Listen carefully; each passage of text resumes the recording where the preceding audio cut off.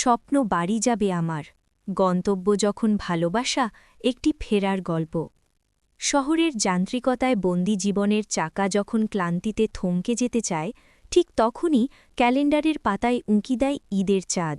নীলফামারীর ছেলে আরিফের জন্য এই ঈদ মানে কেবল ছুটি নয়, এই ঈদ মানে দীর্ঘ ১ বছরের প্রতীক্ষার অবসান।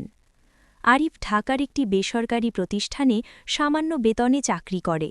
উপচে পড়া ভিড়, টিকিটের জন্য হাহাকার আর জ্যৈষ্ঠের তপ্ত রোদে যখন স্টেশনে হাজারো মানুষের ভিড় দেখে, তখন মনে হতে পারে, কেন এই ভোগান্তি, কেন এই যুদ্ধ? শেকড়ের টান ও মানসিক শক্তি।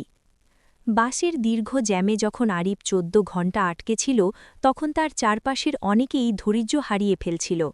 কিন্তু আরিফের চোখে ছিল ভিন্ন এক স্বপ্ন। সে জানত এই জ্যামের শেষে কোনো বিলাসবহুল রিসর্ট নেই, আছে তার মায়ের হাসি মুখ।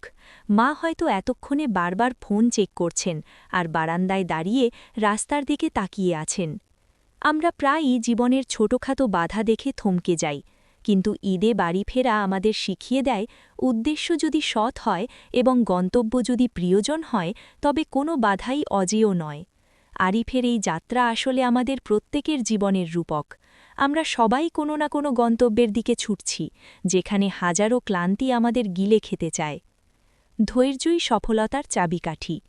রাত ২টোর সময় যখন আরিফ তার বাড়ির মাটির উঠোনে পা রাখল, তখন সারা শরীরের ক্লান্তি যেন এক মুহূর্তেই উবে গেল।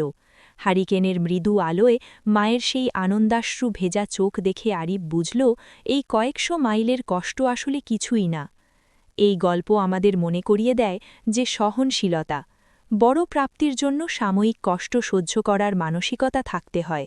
কৃতজ্ঞতা, যান্ত্রিক জীবন আমাদের অনুভূতিহীন করে দেয়, কিন্তু ঈদ আমাদের আবার মানুষ হিসেবে নিজেদের চেনার সুযোগ করে দেয়। শেকড়, সাফল্যের শিখরে থাকলেও মাটির টানই মানুষকে প্রকৃত শান্তি দেয়। ঈদে বাড়ি ফেরা মানে শুধু নিজের ঘরে ফেরা নয়, এটি নিজের অস্তিত্বের কাছে ফেরা।